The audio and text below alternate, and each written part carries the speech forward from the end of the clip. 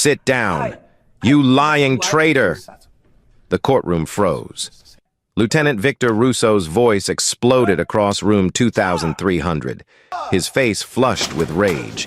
He'd been cornered by Nora Ellison's cross-examination. The former SWAT negotiator turned defense attorney who'd just questioned a 14-minute gap in his report about the night Malik Washington died. Russo slammed his hand on the witness stand. That kid had a gun. "You know that," he shouted. "Spit flying." Nora stood calm at the podium, her tone controlled, her gaze steady. "Lieutenant Russo, the report you filed shows your body cam stopped recording 42 minutes before the shooting. Can you explain that?" The room went silent. Only the faint hum of the overhead lights filled the air. Russo's jaw tightened. His chest heaved. Then, without warning, he charged forward. Crossing the boundary between witness and attorney, his open palm struck Nora across the face so hard the sound cracked like a gunshot. Blood traced the edge of her lip. For 1 second, the courtroom gasped. Then training took over. Nora's right hand seized his wrist. Her left locked the elbow, and with a fluid drop of her hip, she hurled the 220-pound officer into the air. His body sailed, crashed into the wooden table, and splintered it in half. Papers exploded into the air like confetti. The jury screamed. The audience rose. Phones appeared instantly. Russo lay on the floor, nose bleeding, moaning in shock. Nora straightened, breathing hard, her voice steady. "Self-defense," she said clearly. "Under Illinois Statute 7-1. Bailiff Marcus Tate ran toward her, taser raised. But Judge Evelyn Hart's gavel struck the bench. "Enough, Mr. Tate. Stand down. Restrain the witness," she commanded. The courtroom erupted in chaos, shouts, camera clicks, stunned whispers echoing off marble. Nora wiped the blood from her lip and picked up her phone, still recording the whole thing. Within 20 minutes, the video would reach 2,100,000 views online, sparking what Chicago media would call the throw heard around the world. Before going into this story, where are you watching from? Drop it in the comments below, subscribe to the channel, and give me a like if you believe justice should never be silenced. When the gavel finally fell again, the courtroom settled into a stunned quiet. Judge Hart leaned forward, her gray eyes sharp. "Ms. Ellison, are you injured?" Nora pressed her fingertips against her lip. "I'm fine, Your Honor." Russo groaned from the floor, clutching his shoulder, still dazed. Two bailiffs lifted him by the arms as he cursed and spat blood onto the tile. Cameras from every direction flashed. The jury, still in disbelief, stared at Nora as though they'd just witnessed something biblical. Evelyn Hart cleared her throat.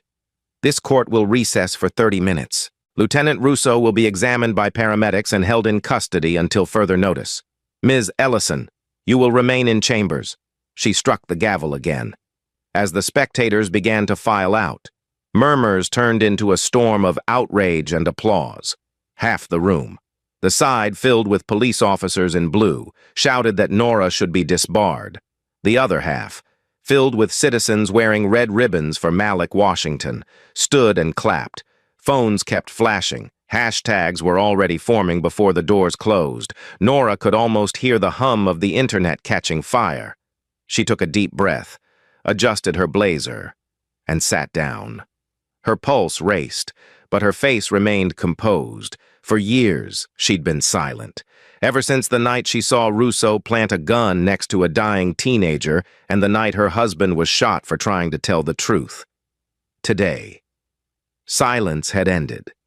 In the hallway, reporters crowded against glass panels, pressing microphones toward the doors. Marcus Tate stood beside Nora, a quiet presence amid the chaos. "You good?" he asked, his voice low. "I've been better," she said, half smiling. "You used that old SWAT move, didn't you?" "Judo," she replied. "He attacked me. I responded." Tate nodded, shaking his head. "He'll never live that down. The whole country's watching right now." Nora didn't answer. She could feel the weight of every phone lens aimed at her, every eye demanding a reaction. Instead, she opened her case folder and reviewed her notes, blood still drying on her chin. 15 minutes later, Judge Hart called both attorneys into chambers. Her husband had been a cop once, shot in the line of duty, so she understood the culture of silence that had protected men like Russo for decades. She looked from one to the other, voice firm but not cold. "Lieutenant Russo, you just assaulted an officer of the court in front of witnesses and video. You're under arrest for battery." Russo tried to speak, but his attorney pulled his sleeve, signaling to stay quiet. "Ms. Ellison," the judge continued, "your restraint prevented something worse. The court recognizes your action as justified." Nora nodded once. "Thank you, Your Honor." By noon, the clip was everywhere, replayed on every network, slowed down, analyzed frame by frame. The throw trended across the nation. Talk show hosts debated whether she was a hero or a disgrace. Commentators praised her poise. Veterans recognized her control, and activists called it the beginning of the end for Chicago's Blue Wall. Meanwhile, inside Nora's small office on LaSalle Street, a line of reporters and protesters stretched down the block. Maya Patel, her colleague and digital investigator, managed the chaos. "It's all over Twitter. Nora," she said, spinning her laptop around, 2 million views in 20 minutes, hashtags, memes, edits, you name it. Nora stared at the screen, seeing herself frozen mid-throw, her face calm, eyes fixed, blood at the corner of her mouth. She didn't smile. "This isn't a fight for fame," she said softly. "It's for Malik." In the days that followed, police unions demanded sanctions. While civil rights groups flooded the courthouse steps, Judge Hart received threats. Russo's lawyer tried to spin the story as temporary emotional distress, but the evidence was irrefutable. Dozens of phones had captured the assault from every angle. Every frame showed the same thing: Russo losing control, Nora defending herself with precision. For the first time, the city couldn't hide behind internal investigations or policy shields. It was public, undeniable, and viral. Late that night, as Nora sat alone in her apartment, replaying the incident on her phone, she saw something that froze her breath. In the background of one clip, just beyond the courtroom door, a figure in a gray suit had watched the entire thing. Police Commissioner Daniel O'Rourke. He hadn't flinched, hadn't intervened, just watched. Nora's jaw tightened. She remembered his warning from years ago. "You didn't see anything that night. For your sake, forget it." But she hadn't forgotten. And now, for the first time, the world was finally watching too. When morning came, the city would erupt in protest. Russo would be suspended. O'Rourke would call for a closed-door review, and Nora Ellison, once a silent witness, would become the spark that tore down the wall they thought would never fall. This was how it began. Not with a speech, not with a plan, but with one slap, one throw, and the truth breaking through the courtroom floor. Halloween night in Englewood still haunted Nora Ellison's dreams. Even now, she could recall the smell of wet asphalt, the hum of her radio, the sirens fading into the dark. That night, she wasn't a defense attorney or a viral figure on the news. She was Officer Ellison, SWAT negotiator, badge number 4891, moving through the chaos with her team. Dispatch had reported shots fired on South Aberdeen. Possible suspect still at large. By the time her armored van arrived, Unit 7, Russo's team, was already there, their flashlights cutting across the narrow street like search beams. She stepped out, weapon low, eyes scanning for movement. The neighborhood was silent except for one sound: the whimper of a mother screaming her son's name. Malik Washington lay motionless in his own driveway, his NASA live stream still glowing from his phone. 17 bullet holes. 17. He was 16 years old. His chest was shredded through his sweatshirt. His left hand still curled around that phone as if he'd been trying to show them something before the bullets came. Russo stood a few feet away, breathing hard, his Glock still drawn. He had a gun. He barked before anyone even asked. Kid fired first. Nora knelt down beside the body. The pool of blood was already cooling, spreading toward the curb. She saw it immediately. Too clean, too staged. A .38 revolver lay near Malik's right hand. Old. Rusted. The serial number filed off. Not the kind of weapon a high school kid with NASA posters on his wall would own. She looked up, her voice calm but trembling underneath. That's not his gun. Russo's head snapped toward her. You didn't see anything, he said, tone sharp and final. You understand? She met his eyes but didn't respond. She'd been trained to read fear and lies, and his eyes screamed both. Then the black Tahoe rolled up, headlights slicing through the smoke. Daniel O'Rourke stepped out, heavy coat, clean shoes, no vest, command presence in full effect. He didn't look at Malik, didn't even glance at the mother screaming behind the tape. Lock it down, he ordered. Story's simple. Armed suspect reached for a weapon. End of report. Russo nodded like a soldier obeying orders. O'Rourke turned toward Nora, his tone lowering. You file your notes through me. Officer Ellison, no freelancing. The following hours blurred together. Evidence techs snapped photos under floodlights. Paramedics covered the body, and someone. Nora couldn't see who. Switched off her body cam. She checked later. The footage ended at 23:17. 42 minutes missing. Gone. Erased. Like the shooting never happened. She filed an internal complaint the next day, citing tampering, possible evidence manipulation, and a planted weapon.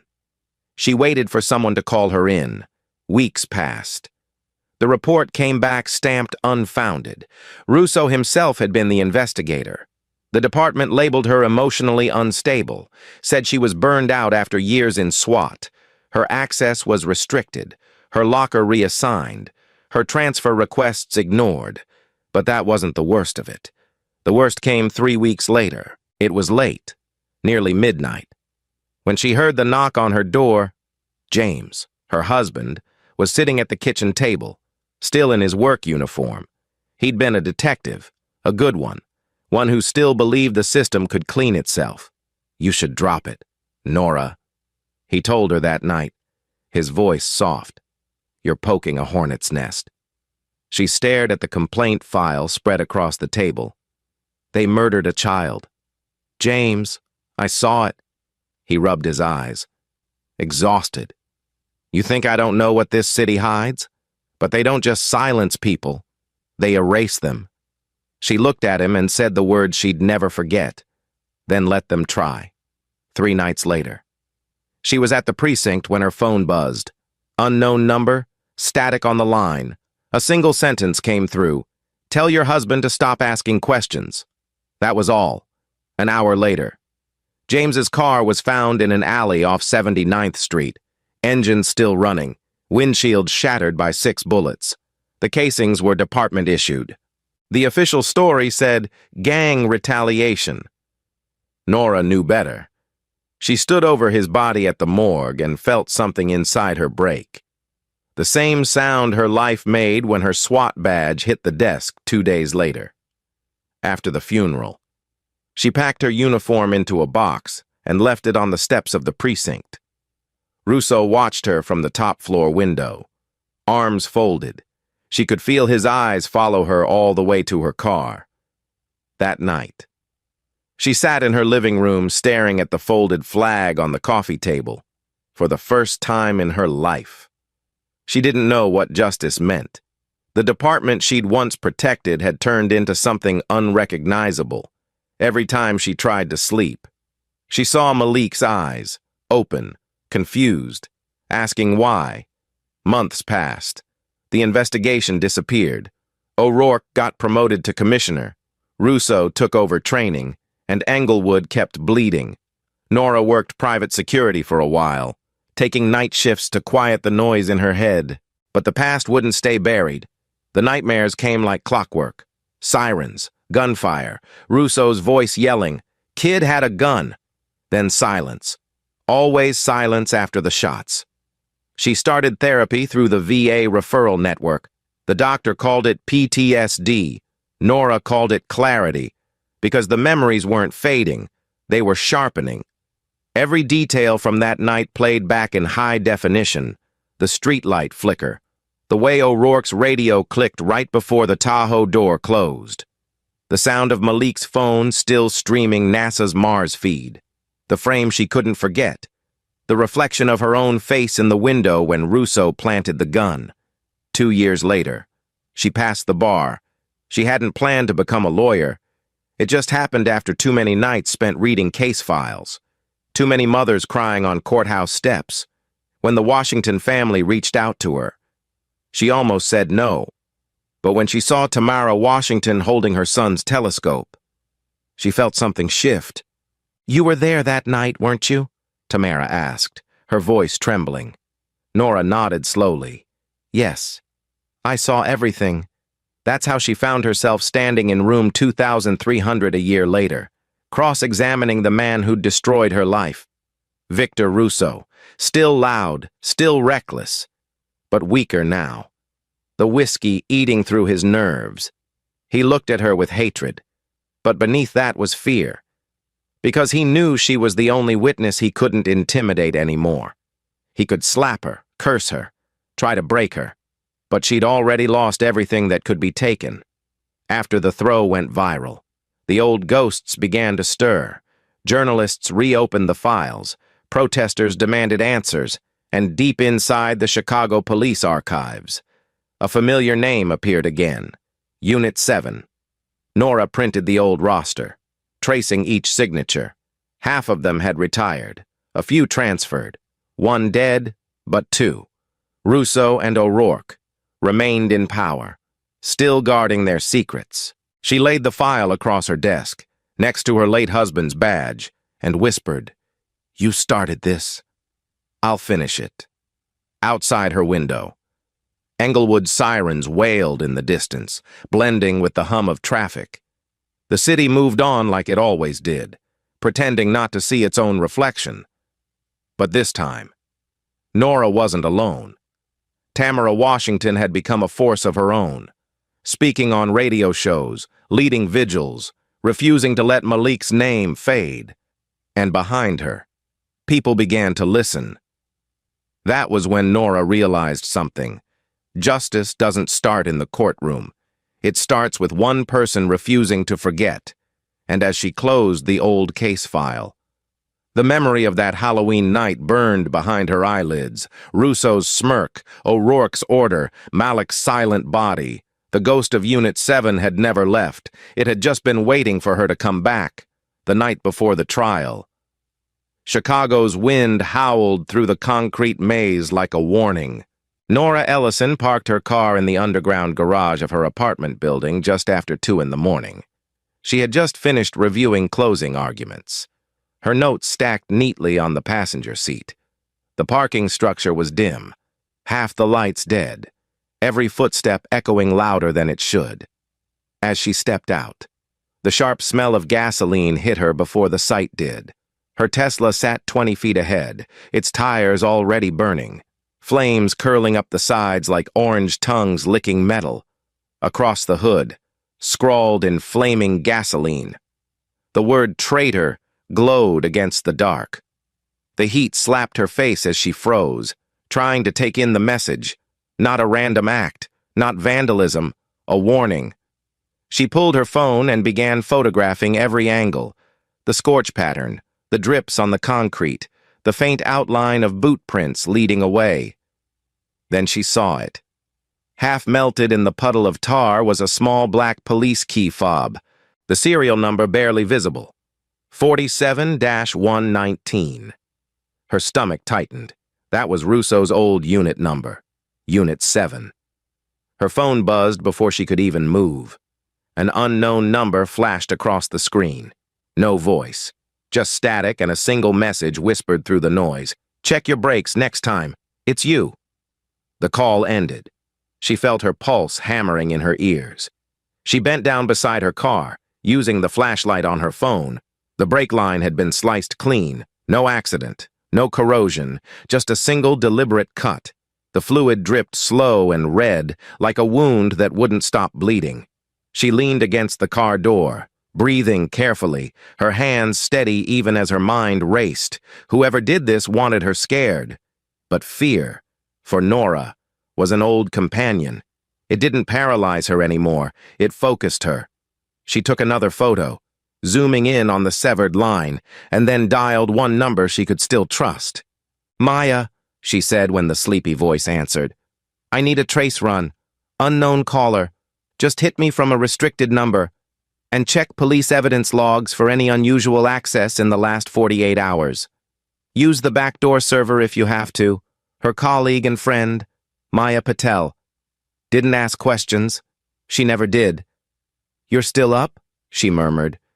"Can't sleep when I'm being hunted," Nora said.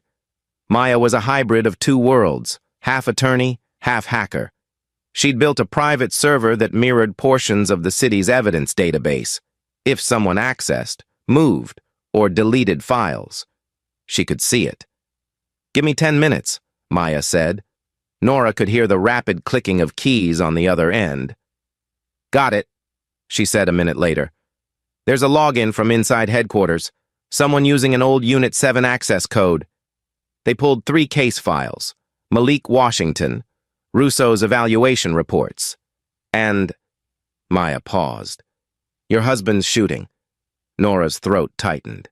"Send it all," she said quietly, "and encrypt it. They're already watching." She hung up and walked slowly around the burning car, watching the flames eat through the paint. It was almost beautiful in a morbid way. The destruction so perfect, so controlled. Whoever did it knew her schedule, her route, her garage code. That wasn't random. It was internal. She thought of O'Rourke, his cold stare in court, the faint smile when she spoke Malik's name. He had eyes everywhere. If he'd ordered Russo to slap her, this was just the sequel. She looked up at the security cameras hanging above the exit. Dead. No red light. No feed. Someone had cut them too. She cursed under her breath. By the time the fire department arrived, the Tesla was already a shell. The firefighters asked questions she didn't answer. She gave her statement, calm, measured, knowing that any misstep would make her look paranoid when the police showed up. She could feel the skepticism dripping off their words. "You think it's connected to your case, Ms. Ellison?" one officer asked, half smirking. "I don't think," she replied. "I know. She spent the rest of the night cleaning soot off her hands in the kitchen sink. Every motion was slow, deliberate. The smell of smoke clung to her clothes like memory. On the counter lay her husband's old badge, tarnished, but still gleaming faintly in the low light. She picked it up, running her thumb along the edge, whispering to herself, "You were right. James, they don't stop." At dawn, she called Detective Lena Brooks from Internal Affairs, one of the few who hadn't sold her soul to the department. Lena had a reputation for going after her own. She was also a single mother and knew what fear looked like when it showed up at your door. "Jesus, Nora," Lena said after hearing the story. "That's an escalation. You need a security detail." Nora shook her head. "No, they'd just assigned someone on Russo's payroll. I'm safer alone." Lena exhaled sharply. "At least let me log it as a threat. If this goes bad, I'll need it on record." Nora agreed. By 9 that morning, Maya sent the full report. The deleted files had been accessed from an administrative terminal inside the 35th and Michigan evidence room, the same building where O'Rourke's office was located. Access timestamp, 2:14 a.m., the exact minute Nora entered her garage. She stared at the screen. They were watching me in real time. She murmured, "They wanted me to know." That afternoon, she drove a rental car to the courthouse for the pretrial motions. Her hands still smelled faintly of burnt rubber. As she stepped into the marble hallway, she could feel the stares, the quiet judgment of officers in uniform lining the benches. One muttered "traitor" under his breath as she passed. Another laughed. She didn't look at them. She just kept walking, heels clicking steady, her posture unbroken, in the restroom mirror. She studied her reflection. There were dark circles under her eyes, a faint scar at the corner of her lip from Russo's slap. She touched it lightly, not in vanity, but as a reminder. Every mark told a story, and this one wasn't over. Before stepping into the courtroom, she checked her phone. Another message from the same number, this time, just one photo. Her husband's headstone, freshly photographed at dawn, underneath. 3 words, "Drop the case." For a moment. She stood frozen in the hallway, her breath caught between fury and grief. Then she put the phone away, straightened her jacket, and walked into court. Judge Hart was already on the bench, her gavel ready, her expression neutral but watchful. Russo sat at the defense table, his arm in a sling from the fall she'd given him. He smirked when their eyes met. Nora didn't blink. The trial resumed, but something had changed. The slap had made her a symbol. The attack had made her a target. But this was personal. Every move from here on out would have to be surgical, deliberate. She spoke clearly, cross-examining every inconsistency, calling out every hole in Russo's testimony. The jury listened closer now.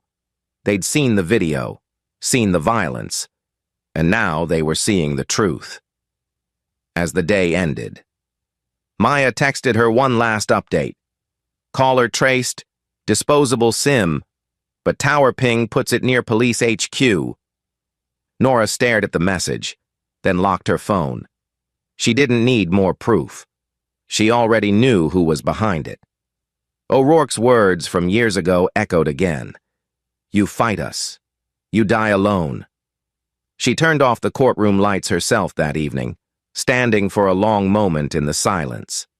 The echo of her own footsteps filled the empty chamber. They wanted her scared, instead. They'd just reminded her why she started. The fire in the garage wasn't a threat, it was confirmation. She was getting close, too close. And as she walked out into the cold night, she looked up at the skyline and whispered, "You can burn my car, cut my brakes, send ghosts from my past. But I'm still here. And tomorrow, I'm coming for all of you." The courthouse basement smelled of oil and old concrete, a low, reverberant place where important things were carried in and out under the hum of fluorescent lights. Nora Ellison had chosen it for that reason. Public enough that a staged ambush would look like coincidence, quiet enough to speak plainly if you wanted to be heard by only one pair of ears. And she had not planned to confront Daniel O'Rourke so much as force him into a corner where his own voice could betray him. She waited by the cement pillar near the service elevator, the echo of her shoes swallowed by the space, her Apple Watch set to stealth recording against her pulse. When the black Tahoe eased in and O'Rourke stepped out, he still wore the armor of command, slow hands, measured breath, a coat buttoned just so, a man who had rehearsed remorse and anger in equal parts. He smiled like a man who believed he owned the script. "Ms. Ellison," he said, voice smooth enough to calm a crowd. "This is not the place." Nora did not smile back. She pulled the phone from her pocket and showed it for a heartbeat, not to threaten, but to note the witness she already had. "You told me to forget a child's death for my own good," she said, and the watch in her wrist hummed, recording the exact cadence of his answer. O'Rourke's eyes narrowed. "You were a cop then," he said. "Now you're a lawyer. Different rules." He took a step forward as if to close distance and assert ownership of the hallway, instead. Nora stepped into his shadow and spoke easier than she had in years. "Why did your men erase the footage?" she asked. Why was my body cam cut 42 minutes before the shooting? Why was a rusted .38 placed by Malik's hand? For a moment, the commissioner's practiced mask slipped. The lines around his mouth tightened like rope. He laughed, a small sound, not of humor, but of someone admitting defeat. You think there's a camera on every conscience. Miss Ellison, there are things that must be managed. The city has interests. Families have needs. Sometimes evidence complicates both. His answer was an attempt at appeal, a voice meant to rationalize. Nora's jaw clenched. She felt the old training inside her, read the micro-expressions, note the tiny shifts, and she let the watch do the rest. They moved through a choreography of accusations and obfuscation that felt painfully familiar, O'Rourke insisting on the necessity of preserving the department's reputation. Nora refusing to let the word necessity become a euphemism for murder. He mentioned the warehouse fire as if the phrase itself could make the memory recede. Autopsy report burned, he said, almost conversationally, as if naming a file that had simply expired. Ballistics melted. You fight ghosts, and the city uses a lighter. The banality of the image. Papers turning to ash, fractions of the truth becoming cinders, stung worse than a slap. Nora's mind catalogued each syllable, the way his fingers found the seam of his coat, the way his eyes flicked to the stairwell as if checking that no one approached. She kept the conversation tight, legal and direct, because the more he talked, the more he revealed, he told her, without the courtesy of regret, that the deletion of the body cam footage had been an administrative override authorized from the top. He said Russo had been handled that night, and that her husband's death had been an unfortunate consequence of collateral loyalty, and, in a line that made the bile rise in her throat. He admitted, almost offhandedly, that her breaks were not an accident. We keep things tidy, he said. Accidents are sometimes necessary to close a loop. Nora did not sputter or scream. She folded the rage into cold facts and let the watch gather proof. For a long moment they simply looked at one another, a pair of people who had once worn the same institution on their shoulders and now recognized the rot beneath. O'Rourke, who had built a life of plausible deniability and quiet arrangements, moved to leave. He had not intended to confess anything so specific, but the microphone stitched to Nora's wrist had already turned his offhand into a thread she could pull. As his footsteps receded, his voice returned, smaller, defensively eager to pretend remorse. You should be careful. Nora, this is bigger than you. It was the same threat he had always used, an attempt to shrink her, a warning masquerading as advice. She watched his shadow on the concrete swallow itself as he walked away, then exhaled only when the sound of the Tahoe's engine faded. Back at her office, she listened. Twice. To the file the watch had made. The second playback revealed things the first had not. A slight catch in O'Rourke's breathing when he mentioned the autopsy. The clipped certainty when he said his men had arranged the accident. She made a transcript with hands that did not tremble, then encrypted the file and prepared two recipients, Judge Evelyn Hart and the FBI's Chicago field office. Nora had no illusions. The courthouse would not be a neutral place in this fight. It had been complicit by negligence, fear, and protection. Judge Hart had family history with the badge. She had lost a husband to the line of duty and wore that grief like a compass. Nora trusted the judge to understand the stakes beyond departmental politics. The FBI, on the other hand, had resources and teeth that could pry open a sealed evidence room. She pressed send and felt a small, controlled surge of relief. The file traveled through firewalls and secure channels into waiting hands, and for the first time since Malik's body had cooled in the driveway, the truth had a strategic ally. Within an hour, Judge Hart's chamber returned a terse message. Receipt acknowledged. Come prepared to present chain of custody corroboration. The FBI's response was slower, but unmistakable in tone. An analyst requested metadata verification and a secure meeting. Nora's pulse steadied not because she felt safe, but because the machinery of accountability had finally started to move. She forwarded the raw audio, the transcript, and a timeline reconstructed from her notes and Maya Patel's forensic pulls. The documents laid bare what O'Rourke had tried to keep tidy: the deletion of footage 42 minutes before the shooting, the transferred administrative override stamped from the commissioner's console, and the suggestive coincidences: her husband's car, the department-issued casings, the reassignment of Unit 7 personnel, that now read as patterns rather than isolated events. That evening, after the courthouse lights dimmed and the city's rhythms settled into a lower gear, Nora sat alone in a small conference room and replayed the clip again. The recording did more than prove what she had always known. It made O'Rourke's complacency tangible. The steady voice of a man who had believed he was untouchable, reduced to incriminating candor. She thought of James and of Malik, of the way grief had hardened into purpose. It was not enough to expose one lie. She had to dismantle the network that made such lies possible. The watch's battery hummed, a tiny mechanical heart that had kept time on a long line of secrets. And she felt, for the first time in years, that she had leverage. But leverage is a dangerous thing. It can topple a man or it can explode in your hands. Nora considered that as she gathered the encrypted files and closed her laptop. The next moves would require precision, allies, and an understanding that once the truth began to roll, it would not stop for convenience or comfort. She walked out of the courthouse into the cool night with the recorded confession burning quietly in her pocket. Aware that she had crossed a line few took the chance to cross. The city slept uneasily around her. Somewhere in Englewood, a neighbor left a light on. Someone somewhere watched a child's telescope in a window and shook their head at the darkness outside. Nora pulled her coat tighter and headed home.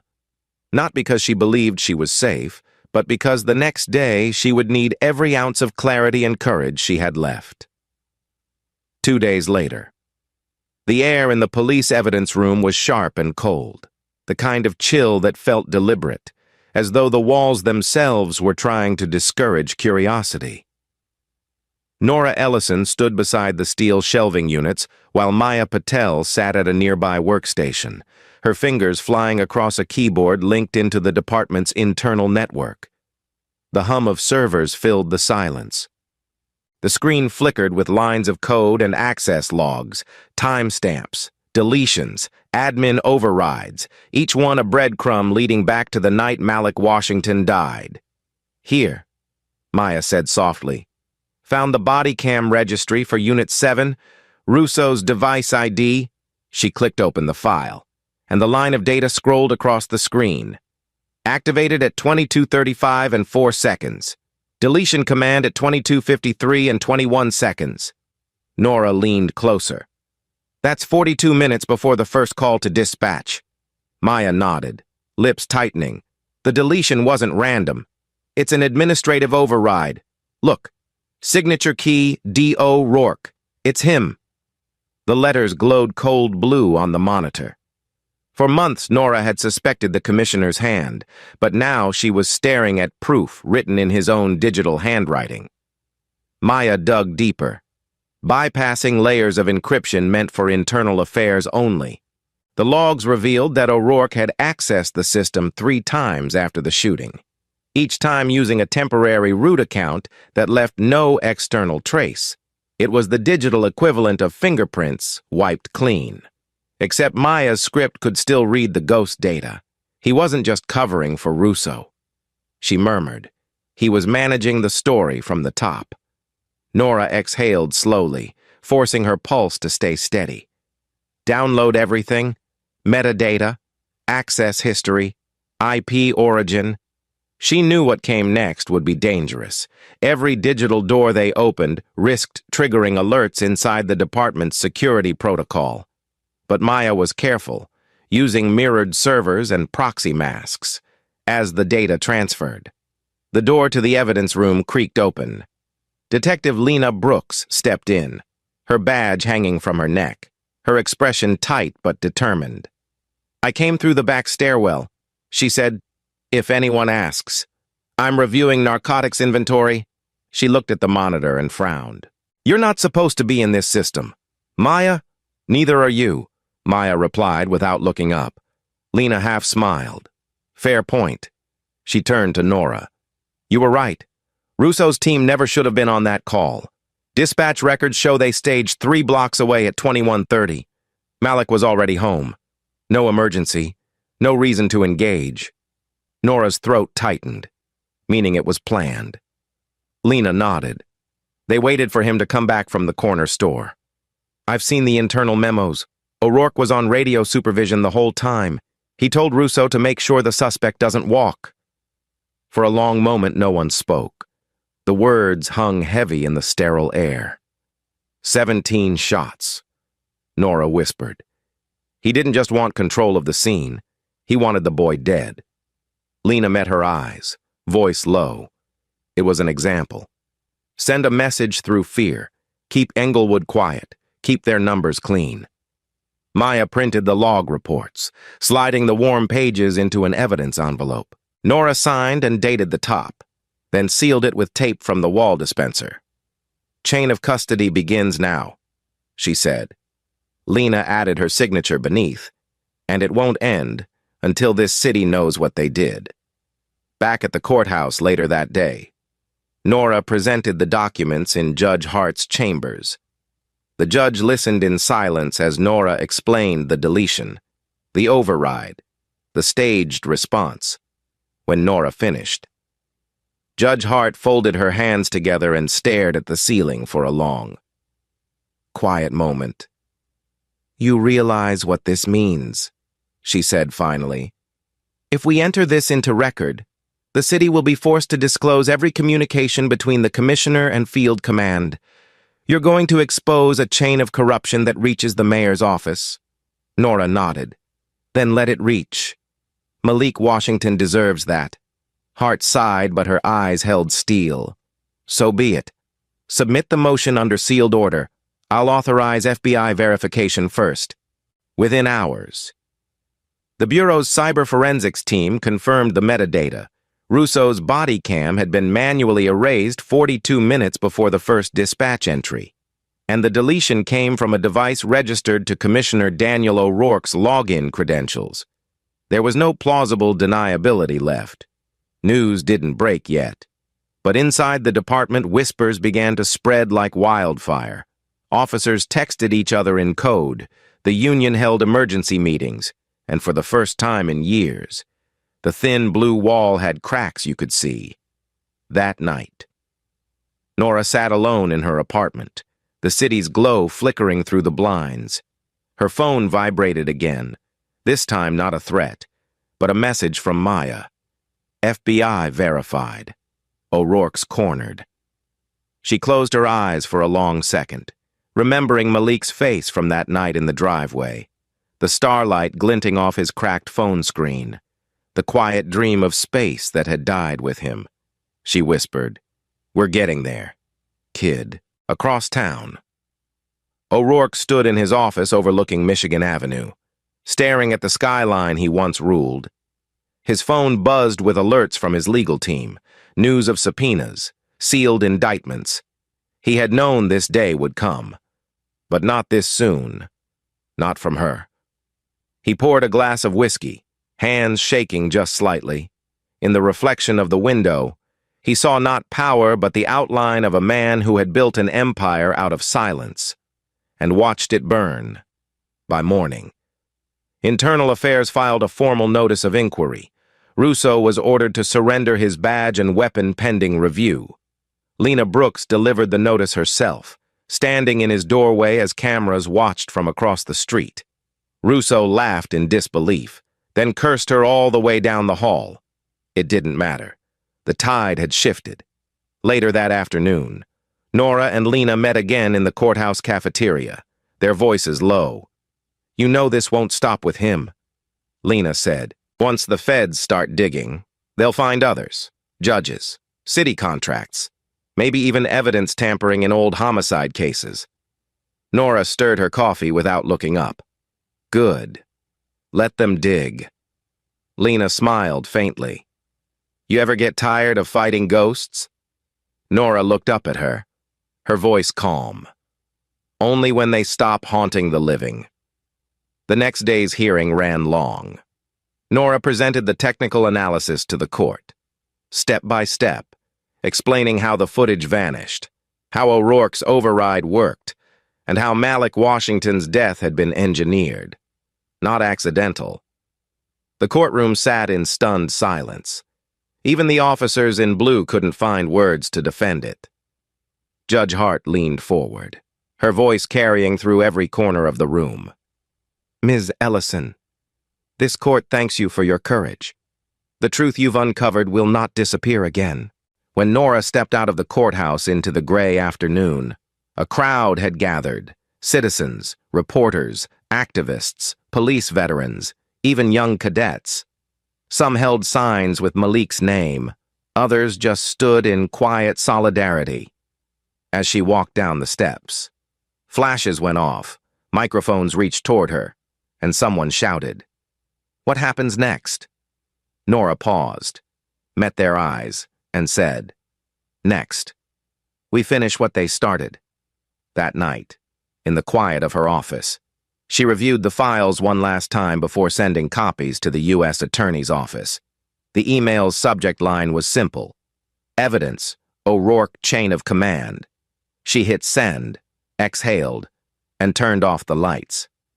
For the first time in a long while, she didn't feel like she was carrying the city alone.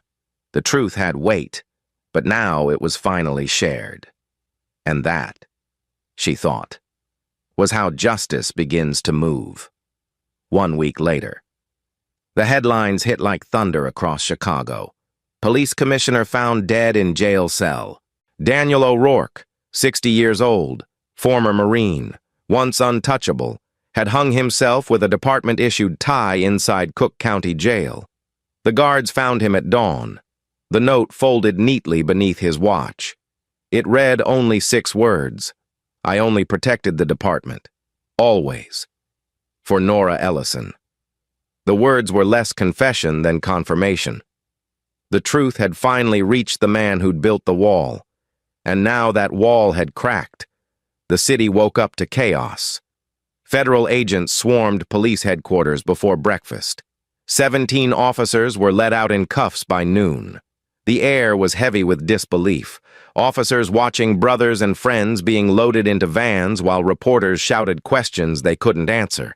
Inside the federal courthouse, Victor Russo sat in chains, head lowered, his face pale from sleepless nights.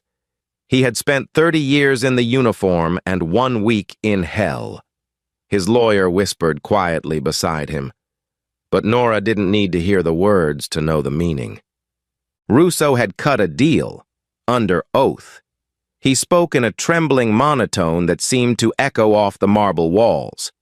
Commissioner O'Rourke ordered it. He said, "Told us to make sure the kid was dead. Said we'd find a gun later." The courtroom went silent.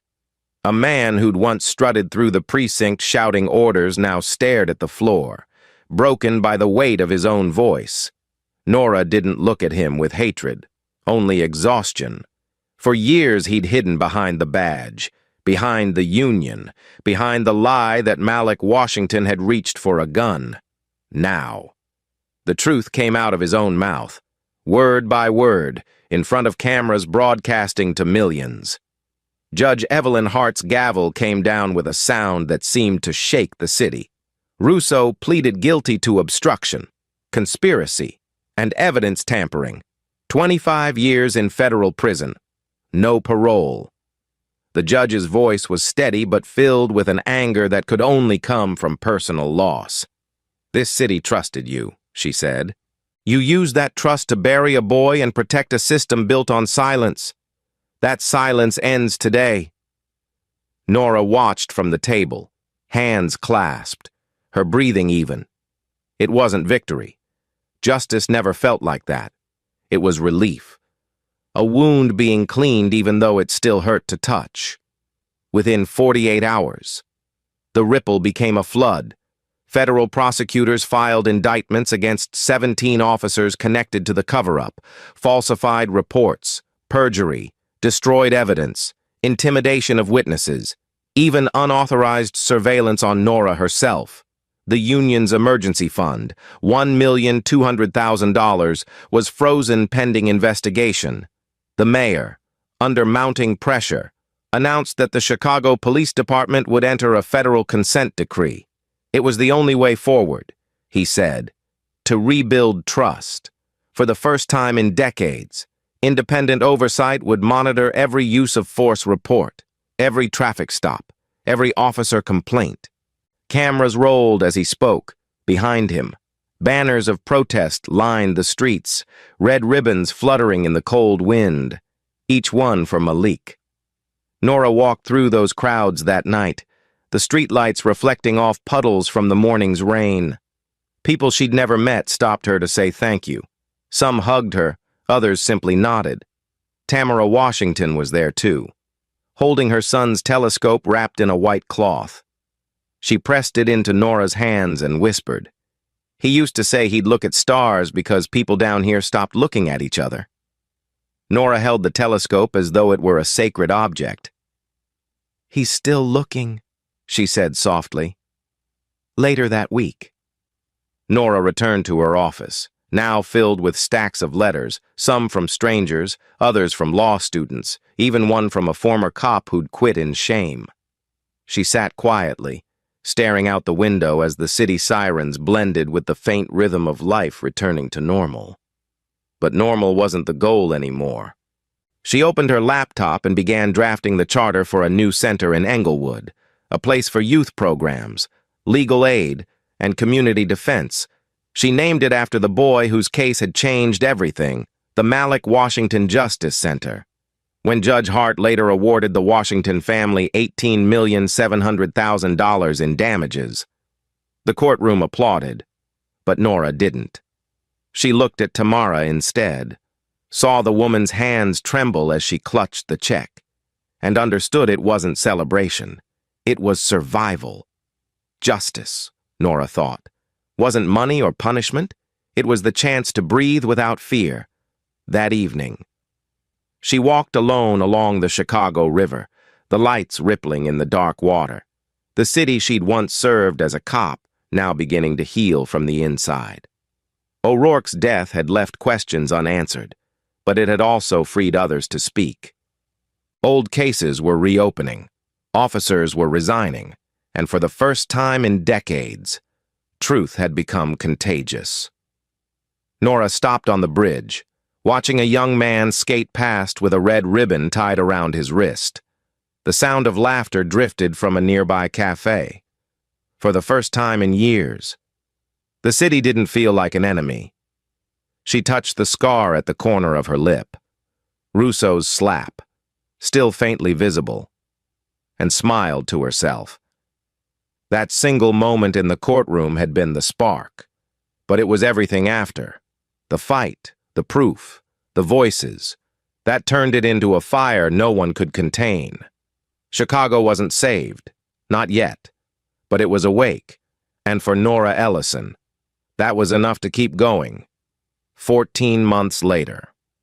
The sky above Englewood was clear and blue, the kind of morning Malik Washington had once written about in his school essays, a sky that looks close enough to touch. The Malik Washington Justice Center stood at the corner of 63rd and Racine, its glass facade reflecting the neighborhood that had survived both tragedy and transformation. Inside, children's laughter echoed through the hallways where community meetings replaced interrogation rooms, and local teens learned coding instead of running from sirens. Nora Ellison stood near the entrance, watching as Tamara Washington adjusted a brass plaque on the wall.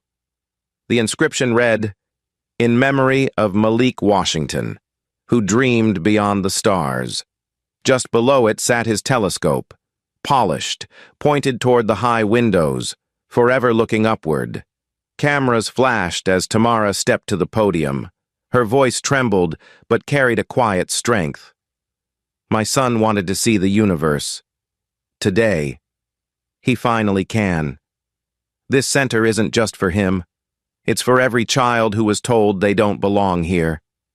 Applause filled the lobby, not loud or staged, but warm and human. Nora stood off to the side, wearing a simple navy suit, her expression calm but thoughtful. She'd declined every television interview, every magazine profile, even the State Bar's award for outstanding contribution to civil justice. When someone asked why, she answered with the same words she told the press that morning.